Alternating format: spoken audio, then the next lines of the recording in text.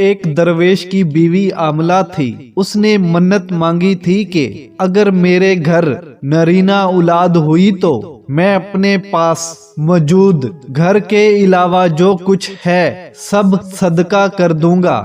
وہ درویش بڑھاپے کو پہنچ چکا تھا اور اس سے قبل اس کے ہاں کوئی اولاد نہ تھی۔ اللہ عز و جل نے اس درویش کو اولاد نرینہ سے نوازا اور اس کے ہاں ایک لڑکے کی ولادت ہوئی۔ اس درویش نے اپنی منت پوری کی اور اپنے گھر کے علاوہ سب کچھ راہ خدا میں صدقہ کر دیا۔ حضرت شیخ زیدی رحمت اللہ علیہ بیان کرتے ہیں کہ میں کچھ عرصے بعد شام کے سفر سے لوٹ رہا تھا کہ میرا گزر اسی درویش کے محلے سے ہوا۔ میں نے اس درویش کے متعلق دریافت کیا تو مجھے بتایا گیا کہ وہ درویش جیل میں ہے۔ میں نے لوگوں سے اس کی وجہ دریافت کی تو انہوں نے بتایا کہ اس کے بیٹے نے شراب پی کر دنگا فساد کیا اور ایک شخص کو قتل کر کے خود بھاگ گیا۔ شہر کے کوتال نے اس درویش کو گرفتار کر لیا اور اس کے گلے میں توق اور پاؤں میں بیڑیاں ڈال کر اسے قید کر دیا۔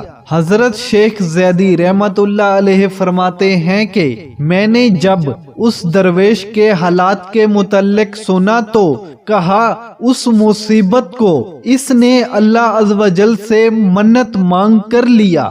بس اے ہوشیار، اگر عاملہ عورت عقل مندوں کے مطابق سام پیدا کر لے تو یہ اس سے بہتر ہے کہ وہ نالائق بچے پیدا کرے۔ بس یاد رہے کہ اللہ عز و جل کی رضا میں راضی رہو۔ تم منتیں مرادیں مانگ کر بیٹے لیتے ہو اور اللہ عز و جل کی معیشت پر راضی نہیں رہتے، پھر جب وہی بیٹے بڑے ہو کر تمہیں ذلیل و رسوا کرتے ہیں تو تم پچھتانے کے سوا کچھ نہیں کر سکتے۔ اللہ عز و جل کی رضا میں راضی رہو اور اس کے حکامات کی تعمیل کے لیے خود کو وقف کر دو۔ اپنی اولاد کی تربیت احسن طریقے سے کرو کہ تمہاری تربیت سے ہی اس میں نکھار آئے گا۔